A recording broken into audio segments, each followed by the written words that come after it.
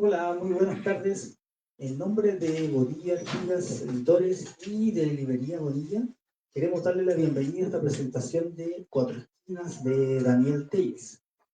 Para esta ocasión contaremos con la presencia del autor, Daniel Telles, y de Armando Alanís y Rodrigo Castillo en los comentarios. Bienvenidos.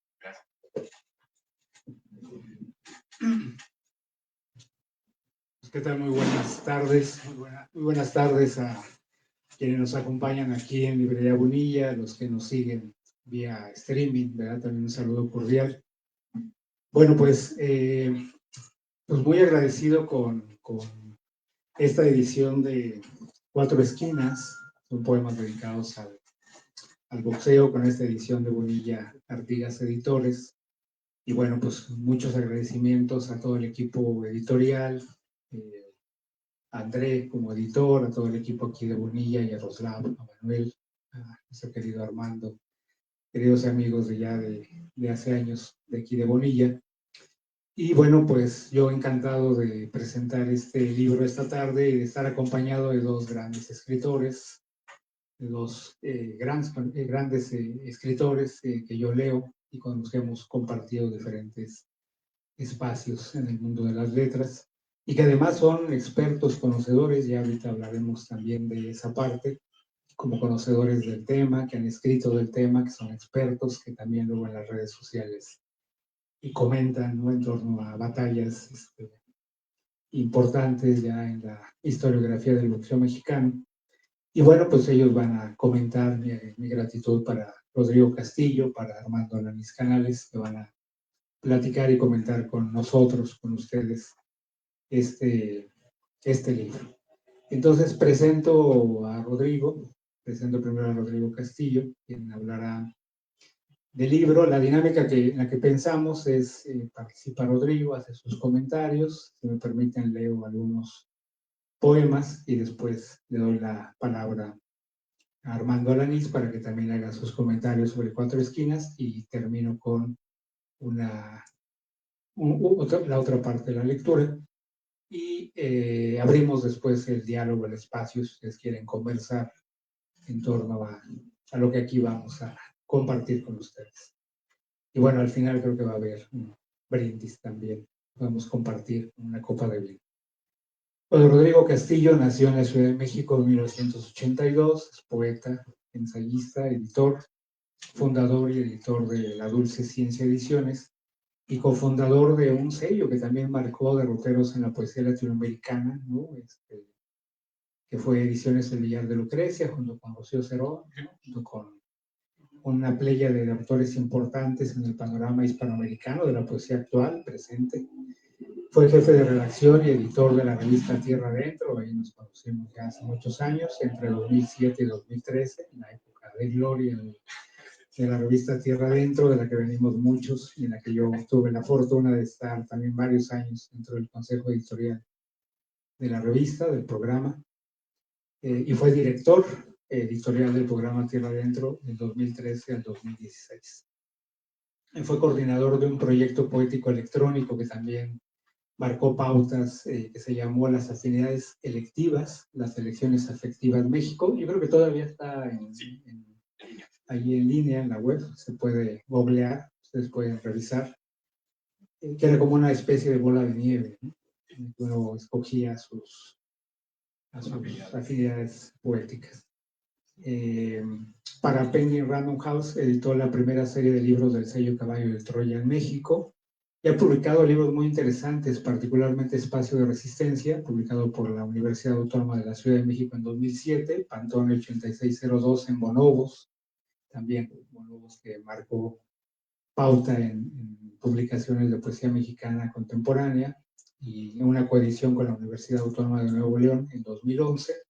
Sombra Roja, 17 poetas mexicanas entre 1964 y 85 en Vaso Roto Ediciones en 2016.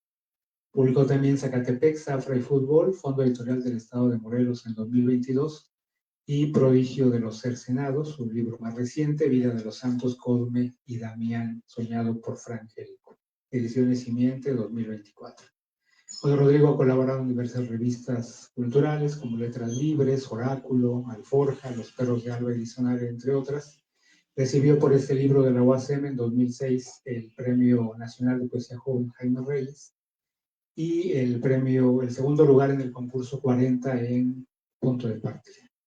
Y bueno, su obra se encuentra en diferentes antologías, en los famosos anuarios de poesía mexicana que publicaba el Fondo de Cultura Económica en 2007-2008, y en varias antologías, entre otras, termino con eso, en un libro de ensayos también muy interesante que se llamó Denis a Mansalva, publicado por el Fondo Editorial Tierra Adentro en 2008, y en esas distancias de algo que yo coordiné en la prehistoria en 2009, un libro del Politécnico Nacional, entre otras. Muchas gracias, Rodrigo, y le damos un aplauso y la bienvenida.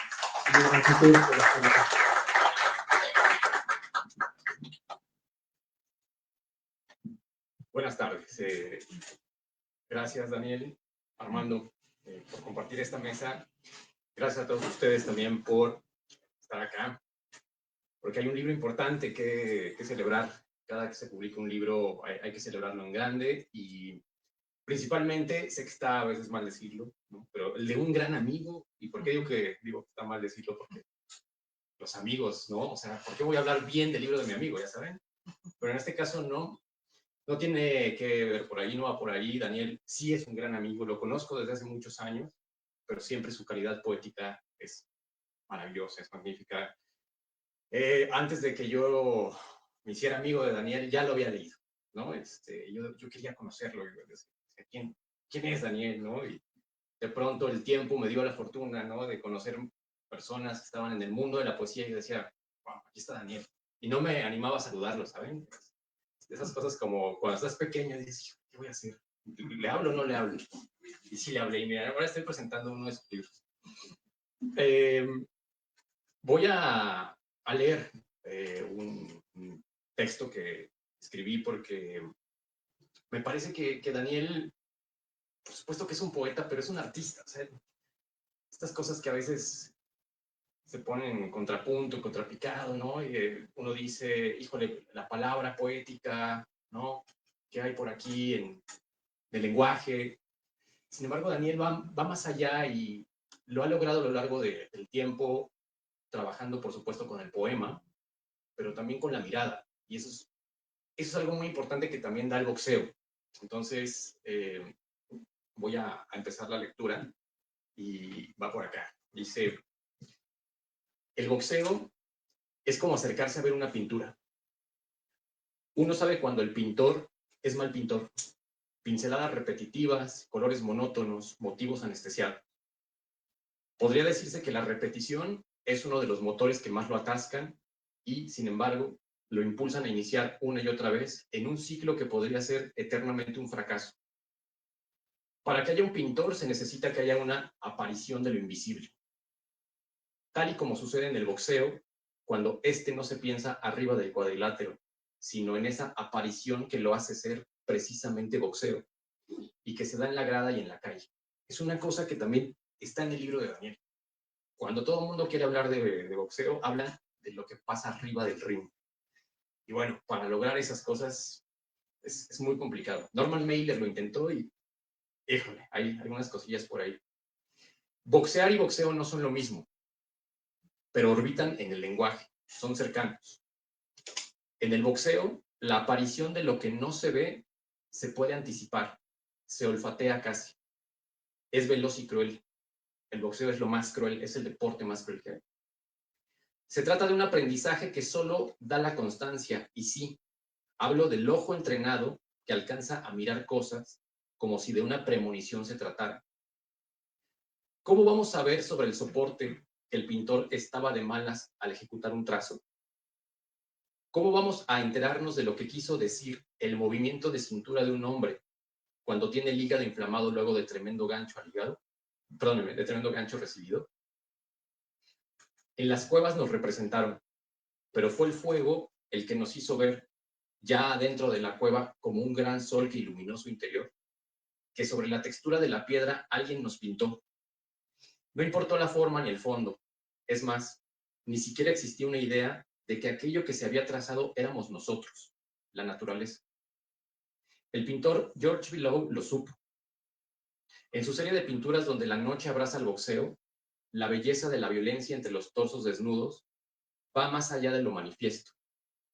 La cueva la llevamos a los anillos. ¿Se acuerdan de esta revista maravillosa que se llamaba The Ring?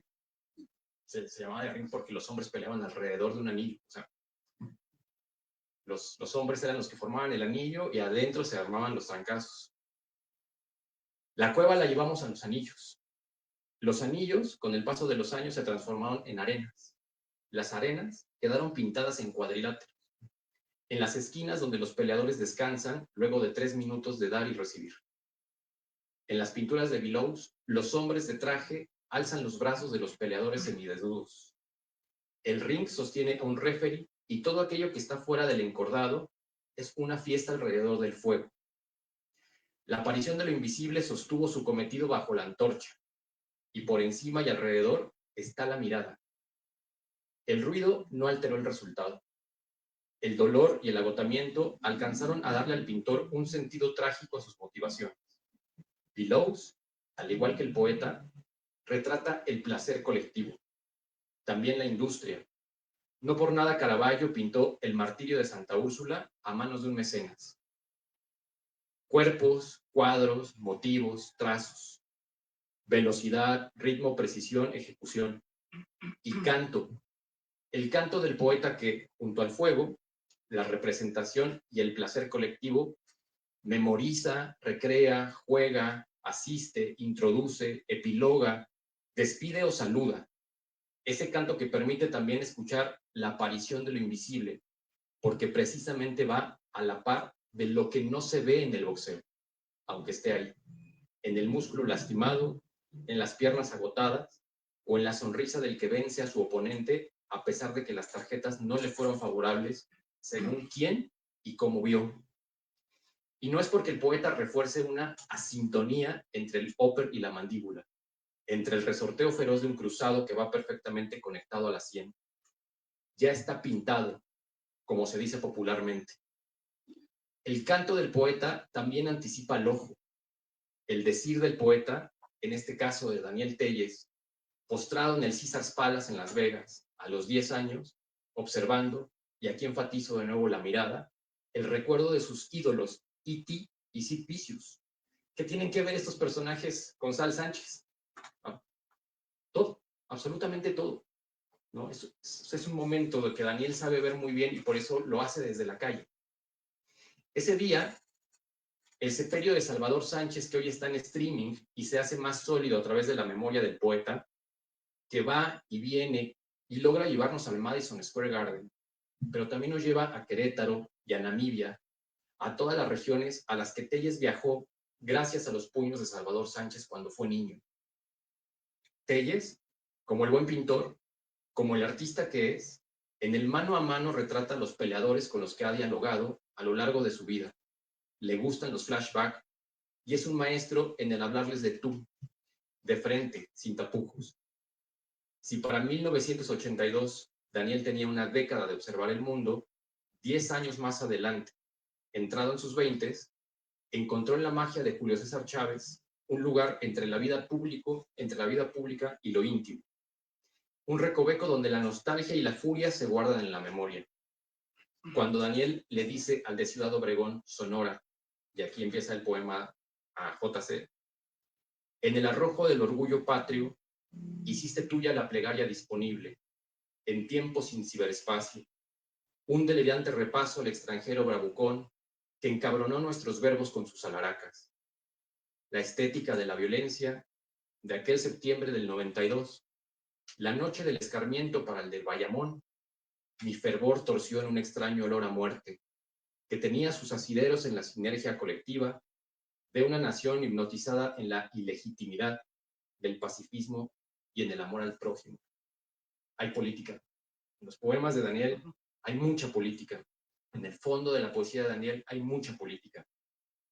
Ok, le dice al de Ciudad Obregón que ese fuego no fue encendido en vano y de paso, sin malas intenciones, porque todo incendio conlleva sus cenizas y Julio César, uno de los mejores libra por libra de la historia, lo empuña a un mundo en el que palpitan bocas venenosas. Y en estas bocas también radica la concentración del manager frente a la pantalla, ya no como el artista, sino como el aficionado que sencillamente decide ver a sus ídolos caer. Así pasa con el Púas Olivares. Cito aquí los versos de Daniel. Campeón de palabrotas y de chingadazos al Chile, nos dice el poeta. Una ilusión ácida que dio vueltas sin licencia de vida del hastío. El pobre Púas Olivares. Todavía está vendiendo sus guantes ahí afuera de la Lagunilla. O sea, todavía lo que le queda de recuerdos, ahí lo sigue vendiendo, ¿no? Que los peleadores hayan tomado forma en verso no solo nos habla de la enorme capacidad literaria de Telles para dar significado a los magníficos retratos de cuatro cuerdas, sino que explora junto con ellos la vida pública de un país a través del boxeo y sus alrededores. Va en defensa propia a romperse los dientes sin ese afán condenatorio que le dan a este deporte en la actualidad. Como el buen pintor, Daniel crea la huella de la ausencia. Aquí en su libro están las calles y los escenarios donde el pugilismo mexicano cobró notoriedad. En un arco que abarca las figuras de Kid Azteca, Ratón Macías, Kid Chino y Mantequilla Nápoles, pasando por Pepino Cuevas, Carlos Zárate, Daniel Zaragoza, a los que sembraron de emociones los finales de los 90s e inicios de los 2000s, como Juan Manuel Márquez, Marco Antonio Barrera, Morales, Jackie Nava y Antonio Margarito. En su forma de pintarlos, Telles no es celoso. Por ejemplo, la segunda parte del libro llamado Malapata nos presenta a Artemio, del que hablábamos ahora, ¿no? Quien, aquí está el poema, quien sabe que al boxeo hay que plantarle historias, que es asunto de multitudes y hechizos populares donde no se tortura ni se mata a nadie. Su filosofía mora en sus puños, arma volitiva para exorcizar tempestades. Del anonimato a la cúspide, su humanidad pugilista cimenta una trayectoria irreprochable. Termina el poema de Daniel. Y además, se abre de nuevo, Artemio sabe que el boxeo tiene mucho de honorable, que se necesita una vocación fatalista para ganarse la vida con los puños y el guante. Artemio ha colgado los guantes. Voltea hacia el pasado como quien bebe agua. Tiene la cara triste de arrastrar su cuerpo por el mundo. Cabal y honesto, siempre vivió al filo del precipicio, a pesar de ser rengo y un poco sordo. El boxeo también siempre nos trae las historias. A veces ni siquiera sé cómo definirlas, ¿no? Tristes, dolorosas, ¿no? Solo muy pocos lo logran. Muy pocos lo logran. Sí pienso fielmente que el boxeo es creo que es el único deporte que necesita que alguien realmente haya nacido en la pobreza para subir a agarrarse a trancazos y sentir dolor. Y solo muy pocos lo logran. Todos los demás quedan muy en la medianía, ¿no? Y ese personaje de Artemio está en el libro, es maravilloso. Ahorita igual quizá Armando también nos hable de él. Knockout es la tercera y última parte de Cuatro Esquinas. Telles se lía con Cassius Clay, Foreman, Iron Mike Tyson, Pacquiao y la ciudad de Tijuana, hacedora y meca de los peleadores más recientes. Cuatro Esquinas no es solo una colección de poemas, sino un atlas lírico del boxeo que se divide en secciones estratégicas. La estética del golpe, donde Daniel utiliza el lenguaje técnico, poppers, ganchos, cuerdas, para construir una poética donde el cuerpo es el lienzo. Malapata se centra en figuras que habitan la periferia del éxito o que poseen una vocación fatalista, como Artemio, quien ve en el boxeo un honor a pesar de las secuelas físicas. Y Knockout, que explora el final del camino, el cierre de la cuenta y el impacto de figuras internacionales y locales en la memoria colectiva. Cuatro Esquinas confirma que el boxeo en México es una sustancia cultural. Telles logra que el lector escuche el dolor, la nostalgia y el orgullo que emana de cada asalto escrito. Es una obra que trata sobre la resistencia humana, pero más sobre el saber ver. Al final, esta aparición de lo invisible que Telles persigue se completa cuando suena la campana definitiva. Si el boxeo es una pintura, la sección de Knockout funciona como el trazo final y decisivo, aquel que fija los colores de la tragedia y la gloria en el lienzo de nuestra memoria colectiva. En ese rincón donde conviven leyendas como Tyson y Pacquiao, con la geografía mítica de Tijuana, se comprende que el pugilismo no es solo un intercambio de golpes, sino esa huella de una ausencia que se vuelve presencia a través del verso. Como bien se desprende de la mirada de Telles, se requiere de una vocación fatalista para transformar el cansancio y el dolor en un acto honorable. El poeta, al igual que el pintor en la cueva, no busca solo retratar la violencia, sino rescatar la humanidad de quien, a pesar de la derrota o el paso de los años, sigue habitando ese espacio sagrado iluminado por el fuego del ring. Así, el libro se cierra no con un final, sino con un eco. El canto del poeta que nos recuerda que, en el boxeo como en la vida, lo más importante ocurre precisamente allí donde la vista no alcanza, pero el corazón y la palabra logran descifrar. Muchas felicidades, Daniel, por tu libro.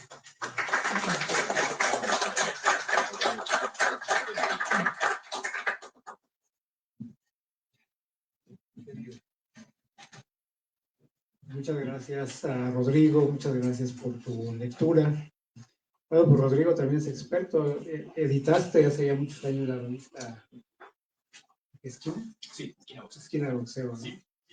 Hace muchos años que también es un referente también dentro de la literatura que se ha acercado al boxeo. Bueno, pues, ¿qué decir? Yo estoy moderando, pero no sé hacer algún comentario de lo que comenta Rodrigo. Me parece que pues ahí está su lectura, ahí hay varios elementos en los cuales está pensado el libro, el montado el libro. Y bueno, pues yo leeré, si me permite, en una primera parte, leer alguno de los poemas. El libro está dividido en 3 partes, libra por libra la primera, mala pata la segunda y knockout la tercera.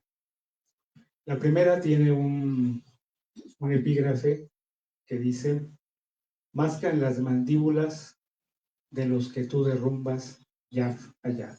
Nicolás Guillén, de Pequeña Oda a un negro boxeador cubano. Y bueno, voy a comenzar con el libro, con el poema que abre el libro, del cual hablaba Rodrigo, que es dedicado a Salvador Sánchez, a Sal Sánchez. Diamante de Santiago Tianguistenco.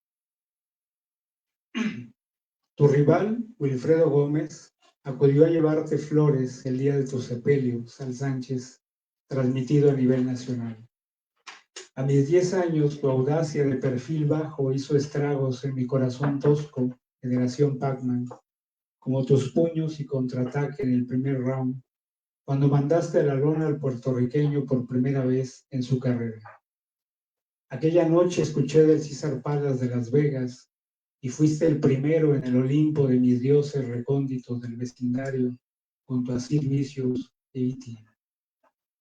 En un mundo sin tele ni otras pesadillas sensitivas, Artemio me habló del duelo mundial tras tu sorpresiva muerte a bordo de tu Porsche 928 en agosto del 82. Fue una lámpara sin luz, el subtítulo del Universal que conservo aún. Tu rabia y coraje como brújulas del ímpetu que quiso santificar el cuadrilátero. Luego me hice fan de Sugar Ray Leonard, con quien habías compartido en el 81, con 22 años, el título del boxeador del año que te dio la revista Ring Magazine. La gloria mañanera te arrebató del planeta de la fama que nunca pisaste, y antes de las sublevaciones, que la segregación racial en Sudáfrica y Namibia fuera noticia en mi vocabulario político, te vi derrotar al ganés Azuma Nelson en el Madison Square Garden de Nueva York, un mes antes del pandemonium de la velocidad que encendió tu coraje rumbo a Querétaro. La revancha nunca llegó para el boricua Juan Laporte en septiembre de 1982. En cambio, alguien grafiteó tu nombre en las laderas del canal del Desagüe y junto a Carl Lewis, Sinead O'Connor y Gorbachov, mi generación cinceló tu inmortalidad, susceptible al tropiezo y a los estragos físicos que a nosotros nos tenían preparados los años maravillosos por venir. Bueno, el de J.C. Chávez, ¿no? Sí, creo que es necesario por lo que significó Julio César, o da significado, que hoy presentó, por cierto, su muñeco animado. Julio, hoy lo presentó en la mañana en la televisora de la Jusco. J.C. Chávez. En los años más escépticos hiciste historia, Julio César. Echaste a andar la maquinaria de la fotogenia ley con puños, volcadamente, en sobredosis. La noche aquella, ante el macho Camacho, cimentaste el pay-per-view de los jugosos combates. En el arrojo del orgullo patrio, hiciste tuya la plegaria disponible en tiempos sin ciberespacio, un delirante repaso al extranjero bravucón que encabronó nuestros verbos con sus alaracas. La estética de la violencia de aquel septiembre del 92, la noche del escarmiento para el de Bayamón, mi fervor torció en un extraño olor a muerte que tenía sus asideros en la sinergia colectiva de una nación hipnotizada en la ilegitimidad del pacifismo y del amor al prójimo. 19,000 aficionados en el Thomas and Mack Center de Las Vegas permutaron dólares por la más grande gloria que nos liberó del control remoto del fútbol, a numerosos renegados que celebramos tu poderoso gancho al hígado y juego de cintura. Acto liberador que te mantuvo invicto por 13 años, 11 meses y 24 días. Nuestro desierto interior te encumbró hasta nuestros días, como el César del boxeo, diría don Antonio Andere, siendo el 13º pugilista mexicano en ingresar al Salón de la Fama del Boxeo Internacional. Nuestro desconsuelo solo tuvo diligencia para verte perder contra Franklin Randall, Oscar de la Hoya y Kotsia Tszyu, empatar con Pernell Whitaker y Miguel Ángel González. Lejos de perderte la fe, fuiste grande ante la derrota, JC. En la pérdida de lo invicto en la pelea 91, escatimaron tu aire de campeón. Si el referee Richard Steele no te hubiera descontado 2 puntos, si el juez venezolano Ángel Luis Guzmán hubiese calificado como empate el round 12, Randall temió correr la misma suerte que Meldrick Taylor y huyó despavorido, como su compatriota, a quien noqueaste 2 segundos antes del final, aquel marzo de 1990 en Las Vegas. Callaste bocas venenosas y la proverbial frase "no existe enemigo pequeño" reivindicó las aspiraciones perdedoras de nuestras vidas máculas que desde la lona del barrio reinciden por la puerta grande.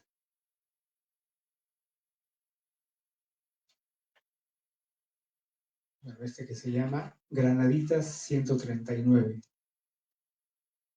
Es sobre el Raúl Ratón Macías. Fuiste el hermano menor de mi padre en la ilustre adolescencia de ambos. De piteño tu corazón pactó variadas profesiones antes que el héroe con guantes y sin guantes y de carrera corta regresaba de San Francisco en el 51 con el título mundial de peso gallo de la ex NBA. Fue el peso y el 1,60 de estatura compartido con mi progenitor, dilecto Raúl Ratón Macías, que enmarañaba a los vecinos de Granaditas no sabiendo quién era el pugilista y el vidriero. Recordaste el galimatías divertido cuando pasamos por tu casa en la Jardín Balbuena, porque también abrazaste la vidriería en las calles de Peña y Peña cuando fuiste bolero y mensajero. Sabías aplicar el gancho al hígado del Kid Azteca y recordabas heroico el adagio popular que durante tus 7 años de profesional sedujo. Invariablemente llovía las veces que peleaba. 10 años menos 8 días, dijo mi padre, y una reservada carcajada tuya validó el guiño cómplice de ambos, la cifra fiel que selló la distancia en el calendario de sus natalicios. Y aunque tuviste hermanos que impulsaron tu gloria para ganar los guantes de oro en la Coliseo, mi padre fue tu second emocional cuando eras boxeador amateur y participaste en los Juegos Panamericanos del 51, donde conseguiste bronce. Luego vino otra decisión importante, los Olímpicos de Helsinki 1952, donde quedaste en 6º lugar cuando te robaron la pelea, en favor del ruso Gennady Karpuzov. Y aquí en México se levantaron en armas y te recibieron como si hubieras ganado. Fuiste el primer ídolo de la televisión mexicana, aunque nunca despegaste los pies de Vidal Alcocer, González Ortega y Berriozábal, donde tropezabas con mi tía Cruzita en sus años célibes. Los vientos del destino te llevaron a ella entre los locales zapateros del mercado de Granaditas, donde tu fervor guadalupano acuñó en tus costillas la frase demoledora que hasta nuestros días te recuerda. Te doblegaste ante el cloroformo de tu madre, sin embargo, y en el estupor de la barriada tu carrera pugilística es la más breve, como efímeros los rounds priistas que disputaste sobre la arena política. No tuviste prisa, ni rubricaste, la vida misma te hace ir deprisa, y muchas veces su ritmo es rapidísimo. La vida es un knockout, no cabe duda. Bueno, para cerrar esta primera parte,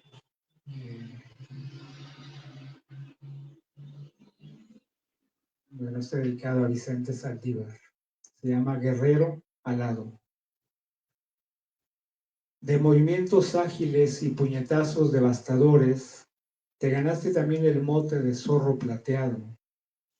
Tus habilidades defensivas marcaron un antes y un después, Vicente Saldívar, para el coraje de los pugilistas mexicanos que han seguido tus pasos. Fuiste en 1968 el boxeador del año en un vértice crucial para la humanidad, como pionero e icono que defendió su título de peso pluma de la Asociación Mundial de Boxeo en 7 ocasiones. Enfrentaste a rivales imponentes como el galés Howard Winston y el cubano-mexicano Ultiminio Sugar Ramos, cuando lo noqueaste en el torneo de 4 caminos para coronarte campeón mundial pluma. Pese a tu juventud, fuiste el gran ídolo de México y siempre te presentaste en el encordado, portando tu acostumbrado aspecto de pureza absoluta. Escribiría el periodista Bob Upton, enviado de la revista Sport Illustrated, como aquella noche de la revancha pactada ante Winston en el recién inaugurado Estadio Azteca el 14 de octubre de 1967 ante 90,000 aficionados, la 4ª asistencia más grande de la historia para una pelea de box. La televisión fue tu aliada. La primera ocasión que viajaste a Inglaterra para vencer a Winston en septiembre de 1965 fue transmitida vía satélite a nuestro país. A las 2 de la tarde de un martes laboral, el país se paralizó para atestiguar tu proeza y hasta Díaz Ordaz suspendió actividades momentáneamente para ver tu contienda. No le bastó a Winston que lo derrotaras por puntos. Un segundo revés le propinaste en su tierra natal el 15 de junio del 67. Monumental la cartelera y el lugar sin menosprecio de la bolsa económica del $1,000,000 que te llevaste por aniquilar a Winston en el Azteca, esa noche encarnizada como anotaron las crónicas deportivas, crecido como un tigre, como una fiera, como un hombre sediento de sangre, narró don Antonio Andere. De la euforia se pasó al silencio sepulcral y al llanto. Sorpresivamente anunciaste tu retiro definitivo. No hubo más explicaciones, nada de conspiraciones y malentendidos entre tu entrenador y apoderado. Alcanzaste la idolatría y la entregaste a un público febril roto por dentro, que así conserva tu leyenda. Rostro de un mexicano con toda la masculinidad de quien porta las cicatrices de sus heridas de guerra. Bueno, y uno de los últimos poemas de aquí de esta primera parte es el de Jackie Nava, de la princesa azteca. Fuimos a celebrar contigo, Jackie Nava, en el Museo del Tequila y el Mezcal de la Plaza Garibaldi, tus 2 décadas como boxeadora, y a seguirte el fajín de campeona mundial de diseño especial con el número 20 que el Consejo Mundial te entregó en junio de 2021. Tu regia historia de 22 peleas de título mundial comenzó en Honolulu, Hawái, aquel 29 de mayo de 2001 contra Vicky Kose. Eres orgullosamente la campeona inaugural de peso supergallo del CMB desde que venciste a Leona Brown y las batallas que sostuviste con Ana María la Guerrera Torres tuvieron siempre tintes épicos. Pionera del boxeo femenil a nivel comercial, enfrentaste el fantasma del machismo y obtuviste un lugar en el mundo del boxeo dominado por los hombres. El todopoderoso Sulaimán, que hubo de tragarse sus prejuicios contra las mujeres, creyó en ti, y el reconocimiento mediático te colocó en batallas estelares. El huracán que fuiste sucumbió ante la poderosa argentina Alejandra Oliveras, pero tu estilo rápido y agresivo mantuvo intacto tu itinerario. Abriste puertas para las mujeres boxeadoras y el tema de la desigualdad salarial ocupó tu tiempo y tu reclamo por mejores condiciones económicas para las pugilistas que ya en aquel entonces facturaban. Arquitecta de profesión y tijuanense de corazón, te sobrepusiste al carácter despectivo que el apelativo princesa azteca tuvo en boca de aquel comentarista estadounidense cuando te bautizó. 40 triunfos en 48 combates, 16 por la vía del nocaut, acreditan tu carrera.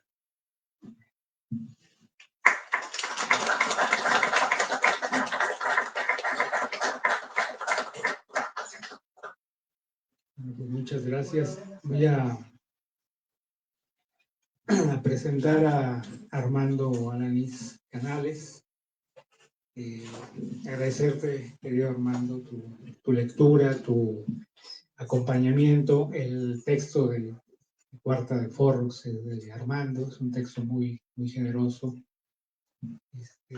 Bueno, Armando, ¿quién es? Bueno, pues es uno de nuestros más importantes minificcionistas hispanoamericanos de la lengua española. Nació Armando en Saltillo, Coahuila, en el 56, estudió Comunicación Social en la Universidad de Anáhuac y bueno, hizo un posgrado en Filología Hispánica en la Universidad Complutense de Madrid. Y bueno, pues ya está jubilado, ¿no? Recientemente jubilado. Fue felizmente jubilado, dice Armando. Me acuerdo que hablábamos de eso cuando, creo que a la par con mi querido Héctor Carreto, ¿no? Que ya partió Héctor. Un saludo donde quiera que se encuentre, otro gran querido amigo, y que estaban ya en esos trámites de la jubilación de la Universidad Autónoma de la Ciudad de México, donde Armando fue profesor investigador en la carrera de creación literaria. Ha publicado, bueno, ¿qué no ha publicado Armando? Ha publicado libros de cuentos, algunos de sus títulos: La mirada de las vacas, las novelas Alma sin dueño, La vitrina mágica, Las lágrimas del centauro, y los libros de microrrelatos Fosa Común, Sirenas urbanas, Narciso, el masoquista, extraordinario, Coitus interruptus, y De rojo me gustas más. Tuviste durante muchos años escribiste en el suplemento Laberinto del Milenio durante muchos años su espacio, tu columna, tus microrrelatos. Y ha publicado 2 libros digitales de microrrelatos, también Una noche de tormenta y Tiempo perdido, ¿no? Platicábamos, comentábamos que tiene preparadas un par de novelas. Entonces, mi gratitud, muchas gracias Armando por estar acá. Y bueno, pues un aplauso para recibir a Armando y escuchar.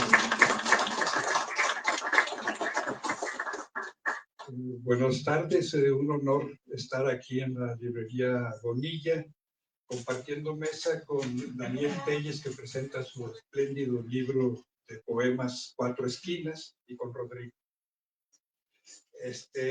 Bueno, el mundo del boxeo ha interesado a algunos escritores a lo largo de la historia, desde Jonathan Swift hasta el mexicano Ricardo Garibay.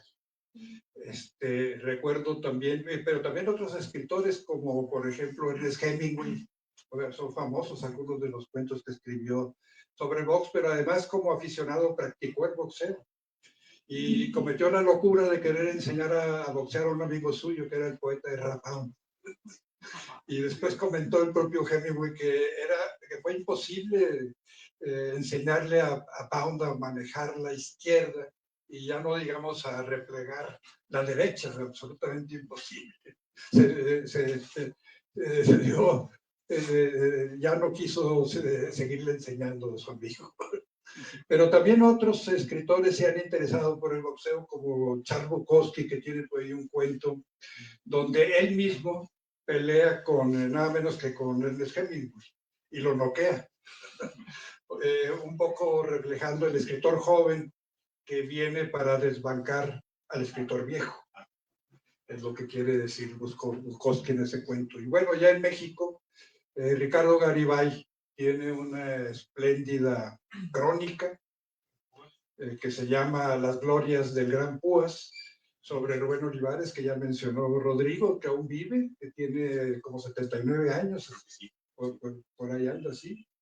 Y a mí me tocó verlo, no pelearlo, bueno, lo vi por pelear muchas veces por televisión, pero alguna vez fui a un bar a ver una pelea de Julio César Chávez, y cuando me fui al baño un momento, en el pasillo hacia el baño estaba el Púas Olivares, mostrándole a otras personas que andaban por ahí cómo había noqueado a Leonel Ross, al australiano, hacía muchísimos años, para arrebatarle el campeonato mundial de peso gallo. Yo entonces era un niño y todavía no era aficionado al box. Entonces la pelea, ni siquiera supe que iba a haber una pelea donde peleaba un tal Rubén Olivares, muy joven todavía, sino que un primo me dijo, oye, ¿viste la pelea de Olivares? Le dije, no, pues qué pendejo, qué bárbaro. Se convirtió en campeón mundial mexicano. Pero pasaron la repetición y entonces ya pude verla. Y luego ahora pues con el internet he podido ver muchas veces, porque me encanta esa pelea, cómo Olivares destruyó a Leonel Ross round tras round, hasta que finalmente con una combinación poderosísima de golpes lo noqueó, lo envió un par de veces a la lona, si no recuerdo. Entonces pues me da mucho gusto la aparición de este libro, Cuatro Esquinas, que yo sobre todo me había acercado a la prosa, a los cuentos que hablan del box o a la crónica de Garibay, pero no conocía prácticamente poemas más que los que escribió el propio Mohamed Ali, que no tratan de boxeo, pero bueno, aquí en estos magníficos poemas de Daniel Telles, pues hace él, mediante sus versos, un repaso y un homenaje a los mejores, a algunos, porque realmente son muchísimos, algunos de los mejores boxeadores mexicanos. Ya nos leyó este poema sobre Salvador Sánchez. Yo recuerdo que ya para entonces sí era yo muy aficionado al box.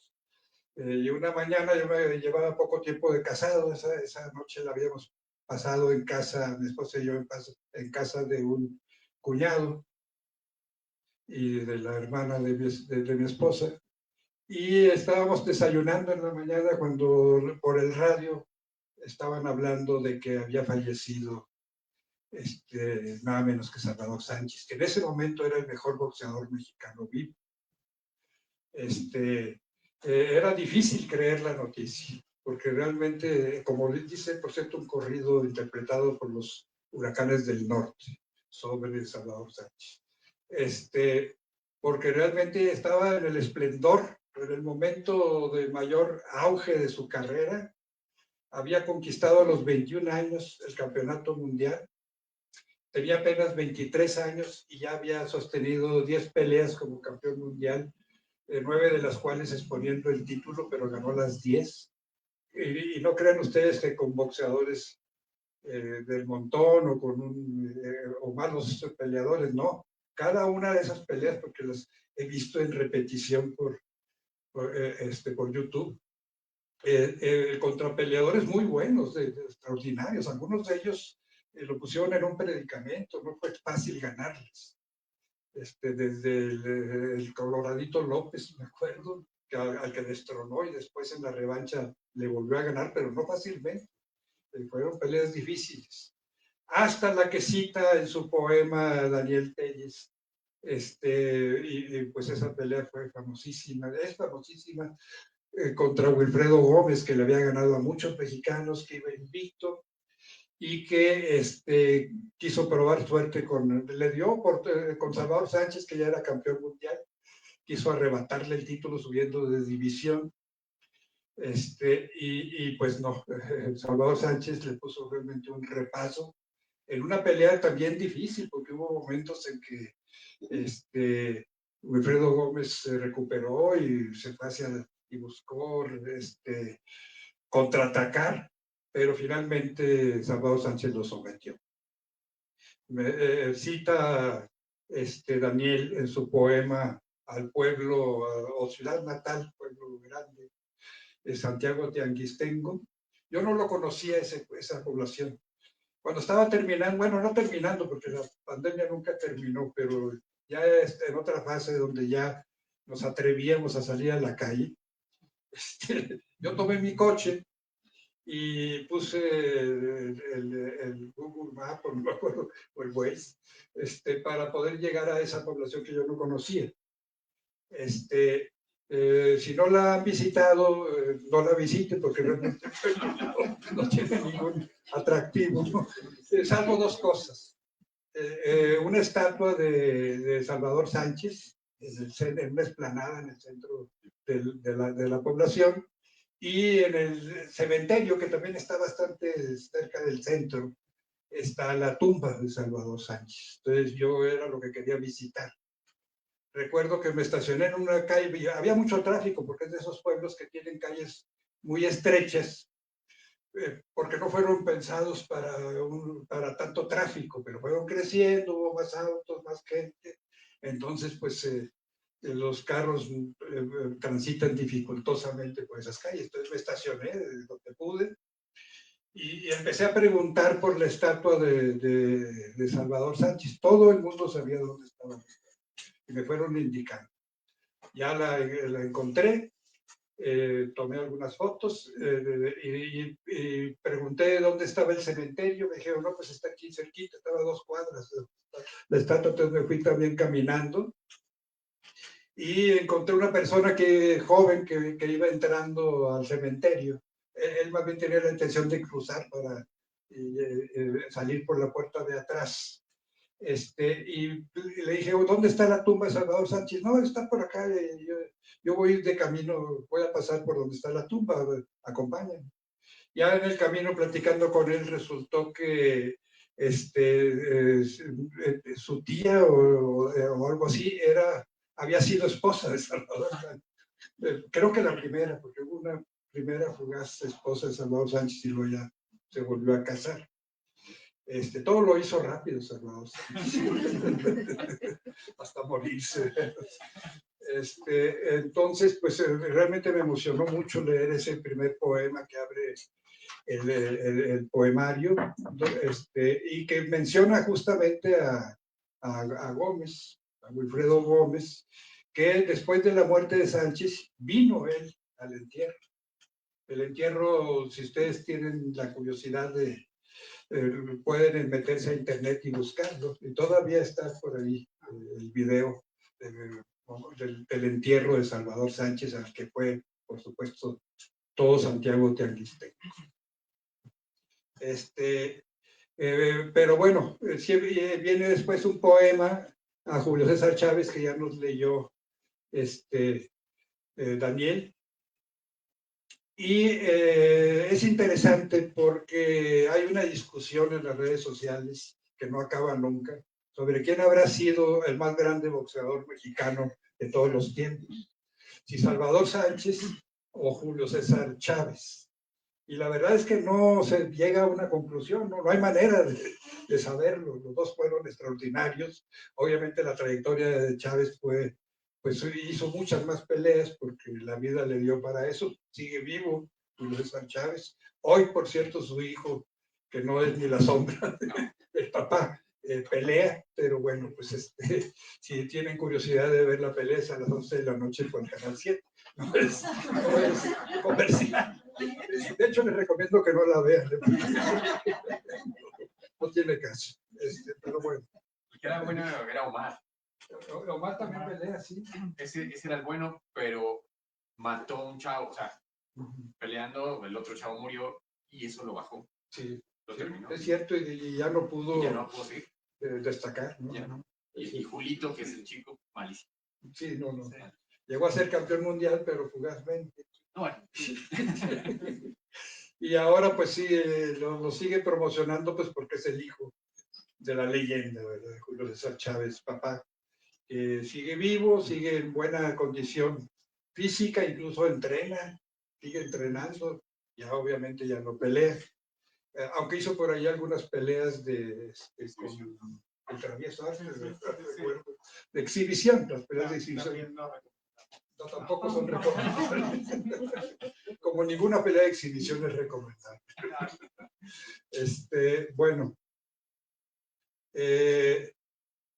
dice ahí en el poema Julio César Chávez, dice Daniel en alguno de los versos, grande inclusive la derrota.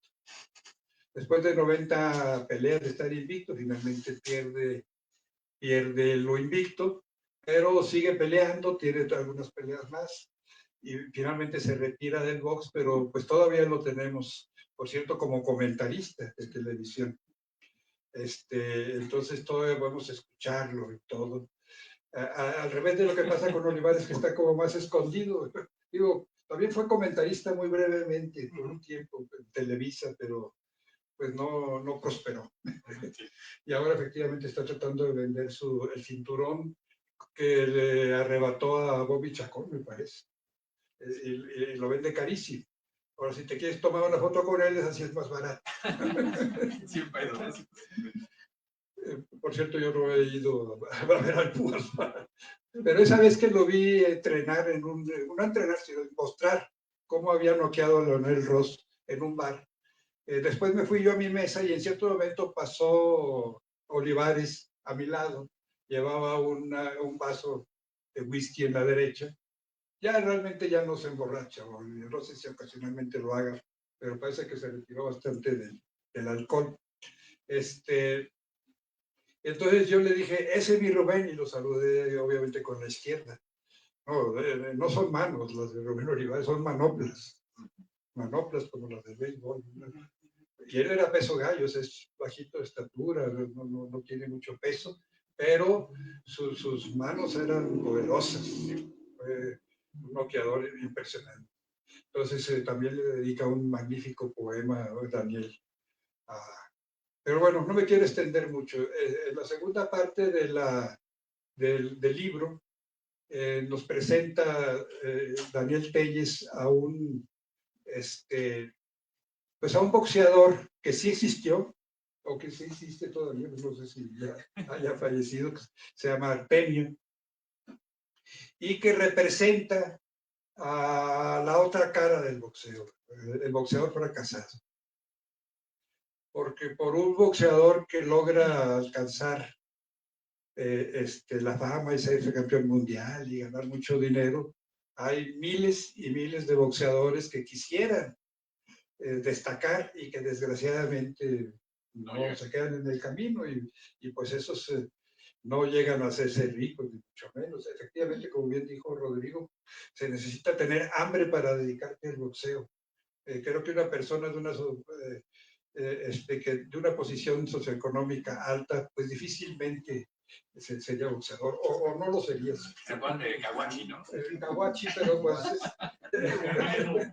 es así como el ridículo. Claro, el más grande de todos. más grande de todos. Los que odian al Canelo Álvarez dicen que es que lo comparan con Caguachi. Pero bueno, no me voy a meter en esa discusión. En este poema, en esta segunda parte del libro, que son como poemas en prosa, o quizá una novela corta, también podríamos decir, nos presenta a Artemio y nos da su trayectoria, capítulo a capítulo, que pues es un boxeador fracasado, la otra cara del boxeo. Y en una tercera parte está dedicada a boxeadores que no son de nacionalidad mexicana, muy famosos, como Mohamed Ali. Mohamed Ali nos tocó la suerte a nosotros, y bueno, afortunadamente también en YouTube se pueden ver repetición de muchas de sus peleas, sobre todo la que cita Daniel Telles en su poema, cuando enfrentó a George Foreman, el Zaire, en África. Había ahí un dictador horrible que puso el dinero, incluso se podía ver en la pelea por circuito cerrado, pero la gente del pueblo, la gente de ese país, no pudo ver la pelea, por lo menos no en vivo, porque la transmisión, la transmisión solamente llegaba a los Estados Unidos. Yo en ese tiempo, cuando Muhammad Ali se enfrentó a George Foreman, estaba en Saltillo, mi ciudad natal, estaba en casa de mis padres, y prendí la televisión, quise buscar la pelea, no la transmitieron, o cuando menos a Saltillo no llegó, no sé si a la Ciudad de México, pero a Saltillo no llegó. Entonces, sí se veían ahí algunos canales nacionales, pero no, todavía estábamos lejos del pago por evento, faltaba un poquito para que empezara eso. La pelea la pude ver años después en YouTube y es probablemente la pelea que más, una de mis peleas preferidas, esa pelea, porque Muhammad Ali se parecía que iba a ser víctima fácil de los poderosos puños de Foreman. Pues no fue así. Foreman se lanzó con todo, tirando golpes muy poderosos, se cubría en las cuerdas, rebotaba Muhammad Ali, lo cual le ayudaba a no recibir de lleno aquellos golpes, amortiguarlos un poco. Por cierto, cuenta Norman Mailer, que también lo cita Daniel. El escritor Norman Mailer se fue para allá, hizo la crónica, hizo un libro sobre esa función de boxeo y dice que el entrenador Angelo Dundee de Muhammad Ali, un poquito antes de que empezara la pelea, llegó al ring, llevaba una periquera y aflojó un poquito las tuercas de todas las, que nadie le hizo mucho caso, pero pues las cuerdas quedaron un poquito más flojas, lo cual ayudó considerablemente a Muhammad Ali en esa pelea, porque Angelo Dundee era un gran entrenador, pero tenía sus mañas también. Yo creo que no hay buen entrenador que no tenga sus mañas. Sí. Entonces, bueno, Muhammad Ali terminó noqueando sorpresivamente el octavo round, si mal no recuerdo, a George Foreman en una pelea, una de las mejores peleas que yo haya visto en mi vida. Entonces, bueno, habla de otros peleadores como el famoso Pacquiao, que todavía quiere regresar al ring, tener una nueva pelea, y que tuvo aquellas extraordinarias peleas, 4 me parece que fueron, contra Márquez, que también lo tenemos aquí en uno de los poemas de Daniel, dedicado a Dinamita Márquez. En la última pelea, pues logró uno de los knockouts más recordados por la afición mexicana, cuando logró noquear finalmente a Pacquiao. Yo creo que ese knockout y el de Sal Sánchez a Gómez son los más recordados, aunque para mi gusto también el de Olivares contra Johnel Ross está a ese nivel. Entonces, pues una invitación a que lean, a que se lleven un ejemplar del libro de Daniel y lean estos espléndidos poemas, donde, por cierto, ya nada más para terminar, digo que no solamente cita a boxeadores, sino también a 2 comentaristas mexicanos que tuvieron mucho que ver para que el boxeo interesara a mucha gente, que son Antonio Andere y Sonia Alarcón. No quiero hablar mal de los comentaristas actuales, pero que ellos eran realmente extraordinarios. Todavía se consiguen algunas, en peleas de mantequilla en Nápoles, también está en un poema aquí, Mantequilla en Nápoles, la grabación original de la transmisión y cómo Antonio Andere, pues parecía que hubiera escrito el desarrollo de la pelea previamente, porque era casi, pues yo digo que hasta de valor literario lo que decía. Impresionante las crónicas de Antonio Andere. Y pues también Sonia Alarcón con otro estilo también lo hacía muy bien. Recuerdo que Sonia Alarcón decía, porque en ese tiempo eran famosas las peleas sabatinas de box desde la Arena Coliseo, y decía Sonia Alarcón, sabadito lindo, sábado de box, un sábado sin box, nada más no sabe a sábado. Y este sábado pues hemos tenido, no peleas de box, pero sí poemas de box de Daniel Telles, que enseguida nos leerá otros poemas. Muy bien.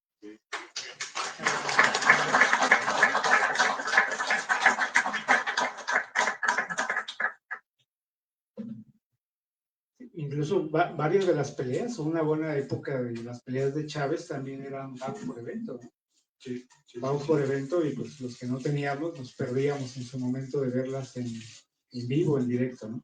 Pues ya que citamos tanto al Púas Olivares, este poema, bueno, lo leo si me permiten, que es el Cloroformo hecho macana, el poema dedicado a él, al Púas Olivares, en una época en la que tuvimos mucha cercanía, bueno, que él ha tenido diferentes momentos y épocas, ¿no? Espacios diferentes. Aquí el retrato es en una entrañable pulquería que seguramente conocen, que es La hija de los apaches. Es de esa época. El cloroformo hecho macana. Campeón de palabrotas y de chingadazos al chile, ese mi Púas Olivares. Te dejaste vivir en la Bondojo, en el pináculo de tu carrera, allende la ojetería del Cuyo y el Chilero, a quienes no concediste concesiones. Mr. Knockout, entre flashes y 100 rounds de entrenamiento, doblegado ante el cara blanca que cura la prisa y la catástrofe, aquí en el jardín Dr. Ignacio Chávez, en la hélice de los recuerdos, detallas la caída del campeón del arrastre, que tropezó con la gloria novelesca del boxeo en el Sport Arena de Los Ángeles.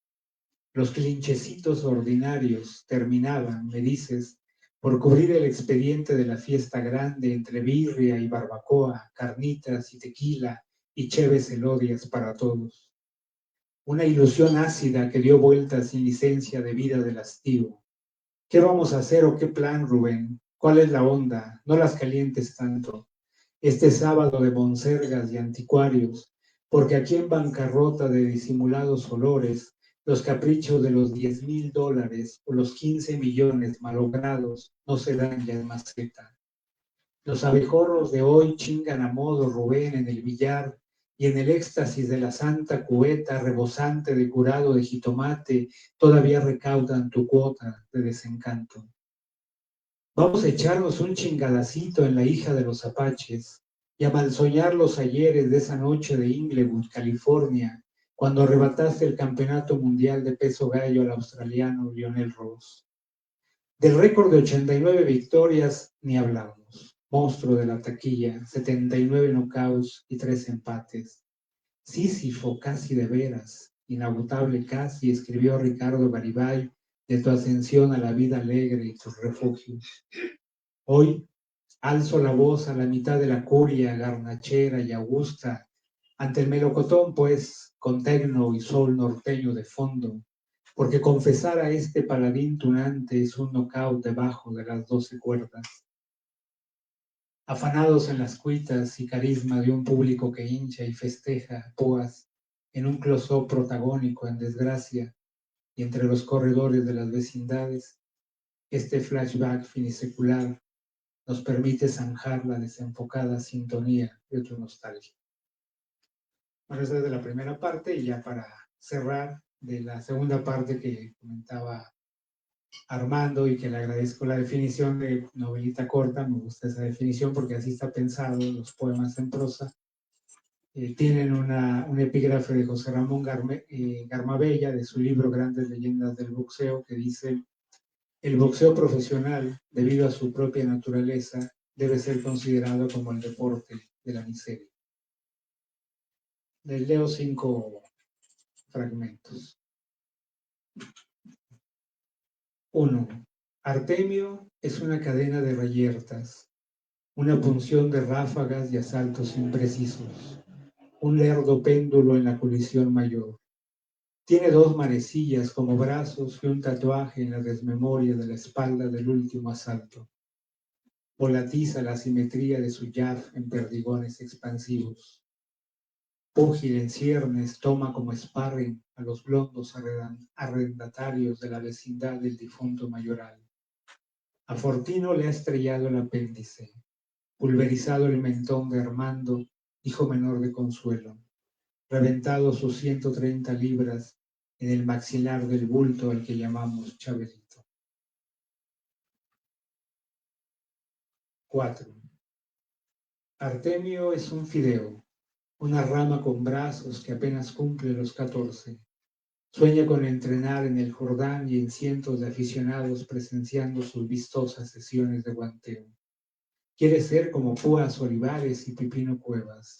Su esfuerzo alcanza para 2 sesiones en el Martinelli de la colonia San Simón. Agradece estar bajo las órdenes del Traca Hernández, miembro del equipo de entrenadores de Arturo Cuyo Hernández.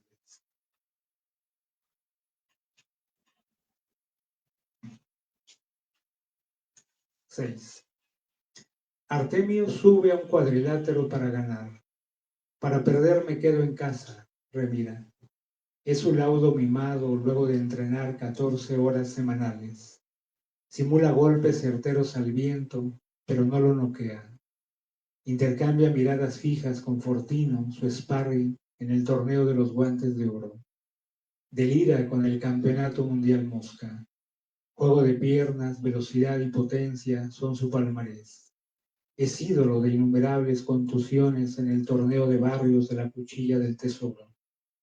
Su deshecho rostro y la abultada oreja izquierda, como una coliflor, son su odisea pugilística. 7. Artemio Fideo Caravanzari disputó 29 peleas como amateur. Perdió 20 ocasiones. Fue Carmen quien arrojó la toalla antes del desmayo del ídolo. Su rival sumaba 85 victorias con solo 2 derrotas y un empate. Fue Carmen quien avistó su carácter bravucón un año después de los 3 lustros, quien testificó sus primeros tiros en la secundaria, como cuando rompió el tabique en la sala Bambi Martínez, chalán del albañil que agrandó el cuarto del fondo del vecindario de Mayoral, donde creció. 8. Artemio sabe que al boxeo hay que plantarle historias. Es asunto de multitudes y hechizos populares donde no se tortura ni se mata a nadie. Su filosofía mora en sus puños, arma volitiva para exorcizar tempestades. Del anonimato a la cúspide, su humanidad pugilista cimenta una trayectoria irreprochable. Artemio sube al ring con su historia nada timorata a romperse la madre en defensa propia. Pelear o perecer, le escuchó decir a Jorge Sonia Alarcón. Esa es la cuestión. Es un asunto de permanencia voluntaria. Bueno, y termino con el último poema del libro, que se llama Último Round, y que fue seleccionado para el Anuario de Poesía de Estados Unidos, del Anuario de San Diego, y que tiene una traducción espléndida de un querido amigo a quien le mando un saludo, Francisco Javier González, que es el que me ha traducido al inglés, y se llama Último Round. Es una especie de crónica, a ver si sale como esos grandes maestros de la crónica. No estoy años luz de ellos, pero bueno, está un poco pensado en esa parte. Último round.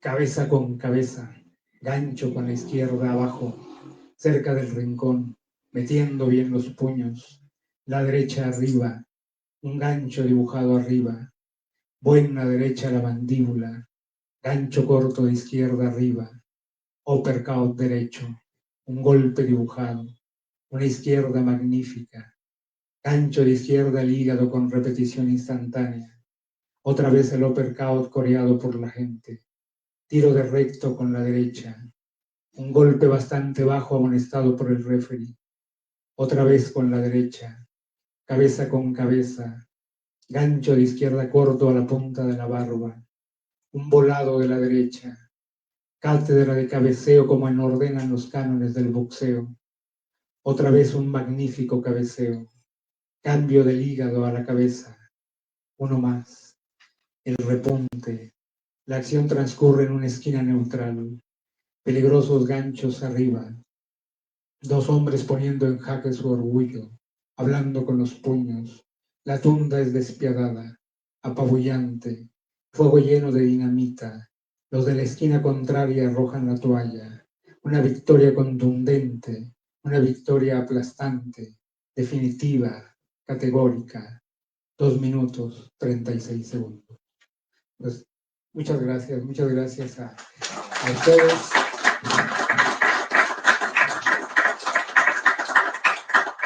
Muchas gracias por su presencia. Bueno, les damos la voz a ustedes y si gustan comentar, platicar, está el micrófono abierto. Bueno, pues yo me siento muy agradecido por el hecho de haber estado con ustedes y que me hayan metido a esa espiral de recuerdos y de nostalgias. Muchas gracias, de verdad. Me hace recordar algunas anécdotas dentro del boxeo. Por ejemplo, un poco me sentí fuera de la historia, porque se menciona a estos que mencionaron ustedes, ya no fueron mi tiempo, ya no fueron míos, ¿no? Mis boxeadores. Pégalo, Roberto. Ahí, Pégalo. bueno, sí. Mis boxeadores fueron el Toluco López, fueron el Ratón Macías, Memo Díez. Bueno, eso nos hacían vibrar. Y ya estos que mencionaron ustedes son actuales y que a mí ya no me dicen nada, ¿no? Y entonces me sentí como muy desplazado en ese sentido. Mira, el día que nos veamos vamos a ver videos ahí en YouTube, Roberto, tú y yo, para que... No, muy bien. Quería platicarles una anécdota. No sé si ustedes la percibieron, la tienen en su mente, en su memoria. Cuando llegó el Mantequilla Nápoles aquí a México, él venía de Cuba y se nacionalizó mexicano. Era un excelente boxeador, era un boxeador maravilloso que nos impresionaba a todos. Se fue a Europa a pelear por el campeonato mundial, creo que era peso pluma, ¿no? Y, el que va como cronista es Antonio Andere. Y cómo me acuerdo de ese momento. Desde que empieza el relato, la crónica de Andere empieza, es que este mexicano maravilloso, este gran mexicano que nos viene a representar, este mexicano sensacional, y al final de cuentas resulta que noquean a Mantequilla Nápoles, y entonces Antonio Andere, este cubano que nos viene a llenar de vergüenza, este cubano. Eso como me acuerdo de eso, ¿no? Quería platicárselos. Ya que estamos en la línea del golpeo, estábamos en una ocasión, es una anécdota muy personal. Estaba con un periodista muy famoso en aquel entonces, Roberto Rodríguez Baños, decían el Tovarish. Estuvimos en el club de periodistas hablando de Trotsky, hablando de esto, y empezamos a las 6 de la tarde y eran las 2 de la mañana cuando nos dimos cuenta que era muy tarde y no nos íbamos a poner de acuerdo. Entonces nos salimos del club de periodistas y en la esquina, todavía está en la esquina, un jardincito con flores y todo eso. Entonces, dice Tobanes, que además era de una voz encolada y muy rebuscada, como voy a llegar a mi casa con las manos vacías, todo eso. Brinca el alambrito para cortar las flores. Y en eso se abre, ya son las 2 de la mañana y pico, la cantina La Ópera estaba cerrada, pero adentro se oían los ruidos del dominó y todo eso de los borrachines que se quedan los clientes ahí, ¿no? De repente se abren las puertas a esa hora de la mañana o de la madrugada y salen unos tipos, se oye violentísimo el vocabulario a esa hora, a todo volumen, en una calle tan reducida como Filomeno Mata a las 3 de la mañana, un vaso que se estrella en el piso, y todos los signos de que nos iban a golpear, ¿no? Y el Tovarish seguía, no se apuraba, sino soplaba las florecitas. Hasta que por fin salta el alambre cuando ya los tenemos encima. y el pretexto para la golpiza era: ¿por qué están cortando las flores de la ciudad, hijo de tu pinche madre? O sea, eran borrachos ecologistas. Y entonces nos fueron rodeando y sentí que estábamos perdidos. En el segundo es en que cierro uno los ojos y espera que las estrellas del universo caigan sobre de uno, ¿no? En ese segundo reacciona Rodríguez Baños, el Tovarich, y le grita a su más cercano agresor: ¡deténgase, maldito! Con esa voz que tenía y ese lenguaje rebuscado.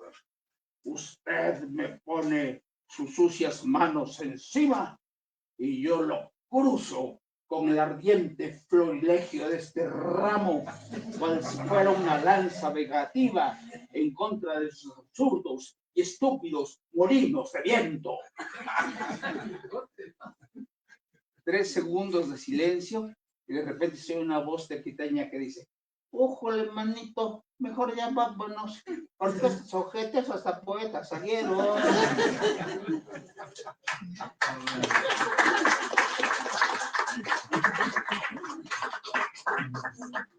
Muchas gracias al querido Roberto López Moreno por esas anécdotas. Siempre es un agasajo contar contigo y con con toda esa conversación espléndida. No sé si tengan algún comentario, si no, pues vamos cerrando la mesa.